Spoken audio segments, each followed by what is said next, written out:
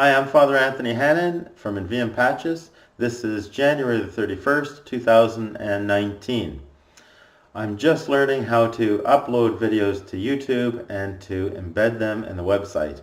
So I thought I'd take this opportunity and do a video to just a little bit of message for those who know me and those who don't know me, those who know a bit about In Viam Pacis to know where we're at, and those who don't know to kind of introduce it.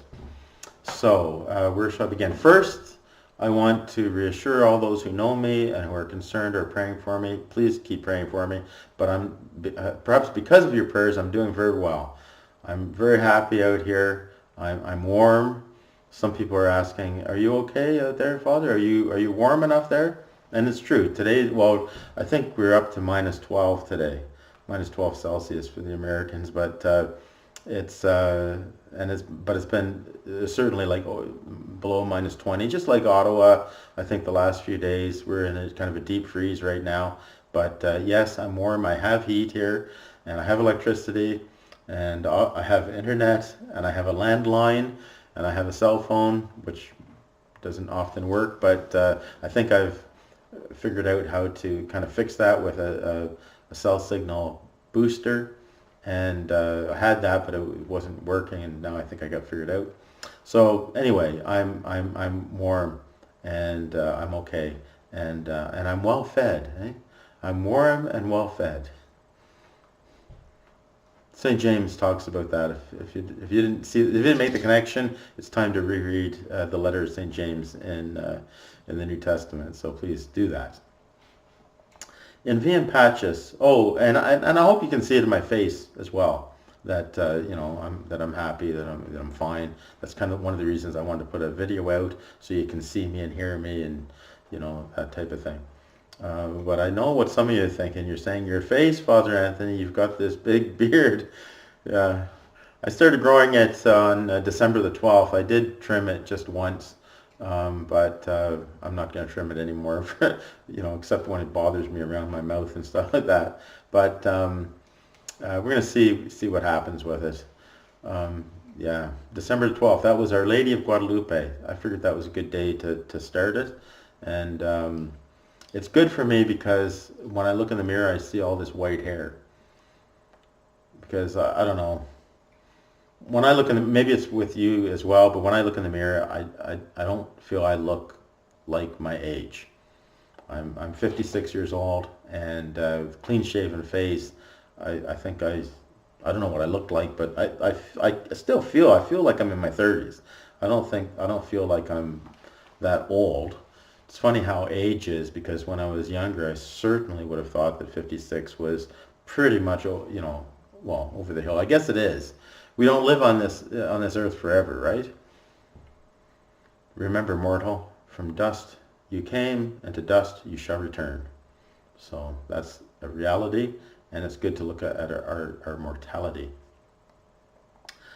Which I guess is a good segue into why I'm here. Why In Viam Pacis, why a retreat center, why this kind of outside of the box type of ministry for a diocesan priest. Well, we could call it a midlife crisis. In my 50s, started looking more at, what I'm doing with my life. Not questioning priesthood, by the way. Don't panic or anything like that. I'm a priest forever. I was ordained. I take my celibacy very seriously. This is the greatest gift that God can give to man, is to be ordained a priest and to offer the sacrifice of the Mass and to be able to absolve sins. This is the greatest power on earth and the most important work on earth, even though maybe most people don't realize it. But it really is, and I'm a priest forever, and none of that will ever change. Just kind of looking at everything that I have, my gifts, right? My life experience, my education, what I have to offer people. And I really don't think that in a parish setting I'm putting those things to their best use. And, I don't think every priest is meant to be in a parish. And I realize that some of you watching this are saying, "But Father, we liked you in the parish. We want you in the parish. You need to be in a parish." Well, I get it, but I want to help those who want the help. And in parish life, um, most of the priest's energies goes into trying to help people who don't want the help, or who, because we're so conflicted in our church right now with conflicting worldviews, even amongst the hierarchy, that it's very, very well, it's really impossible to really help those who want the help, because there's so many other people who are, not realizing it, but asking the priest to really compromise his conscience. At least that's my experience. That's my experience. So out here, I can help those who want the help. I'm kind of living what I call a semi-eremitical life, kind of semi-monastic life. Although I'm a diocesan priest, I'm praying for you. I'm praying for the church, and for those who want help, they can come. I think there's a great need in our world today and in the church to be able to get away from it all, to be able to, for periods of time, for even if it's just a day, but if it's several days at a time, to kind of regroup, to kind of for yourself, what would be the word? Just to get quiet and get your bearings straight, and because I think we're overstimulated right now, and this is not, I think, the best thing. It kind of keeps us going, but where are we going? And maybe who knows? Maybe some people who go on a silent retreat, maybe the Lord will speak to them in some way. Maybe he'll speak to you. Maybe he'll speak to me about what he would want us to do. Maybe some solutions, something very, very positive can come from getting quiet and trying to listen to God. I wanted very much to be in sync, if I can use that word, be consistent with what I was preaching. And one of the things I was preaching was about stewardship, and that for a Catholic, the Catholic understanding of stewardship is not that, like some non-Catholic Christian groups, or some Catholics even think, like 10% belongs to God and 90% belongs to you, the tithing formula. No, for a Catholic, 100% of what we have belongs to God. He's given it to us, but he's given it to us for a reason. We no longer belong to ourselves, St. Paul says, right? No, everything we have belongs to God. And this includes our material possessions. So I found myself with stewardship of 120 acres of beautiful wilderness, and a house that I think can be converted into a retreat house. And well, I know it can.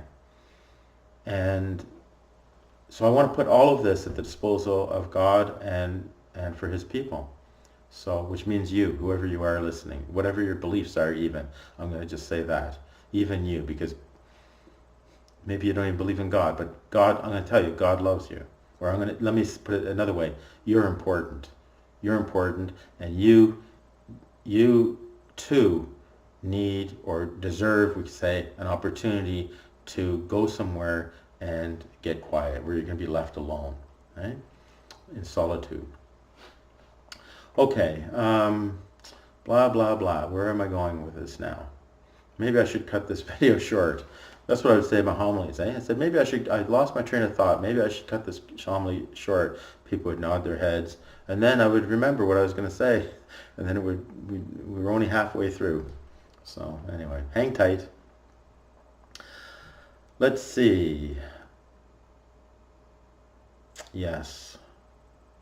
One area that I'm not that happy with, I guess just a little disappointed, a little embarrassed in myself, is that it's the end of January and I still don't have the place ready to receive retreatants. I mean, some people have come up to, I've had, a few friends come up to help me with, some of the renovations and some of the digging outside, some of the landscaping, and so in that case I can have you over as a guest. But I really need to get it set up properly so that in the house I can have at least 2 rooms where guests can be, completely private, right? I think that's very, very important, and even for to satisfy the church authorities as well. they're all a big talk these days about safe environment and all that type of thing. And so I think that is important. Um, but I don't have it ready yet. And it's not just the kind of physical plans. I don't have even a cabin ready yet. But I need to make sure that that I'm, what's the word? In conformity. So it's not really the word, but I'll figure it out after the video is done. But in conformity with all of the bylaws for the township, all the proper zonings, and that type of thing. I mean, I do have a rural designation out here, so that I can do a lot of things. But I am very public even in this area. I wear my collar when I go out. People know I'm a priest, and they know I'm coming out here to establish a retreat center. So I don't want to be in violation of any bylaws or zonings or anything like that. And as I kind of just alluded to, I also want to make sure that that my authorities, my superiors in the church, we could say, would also be satisfied with everything that I'm doing here as well. It is coming. It's going to happen. I'm very confident it's going to happen. I can't predict the future, you know what I mean? But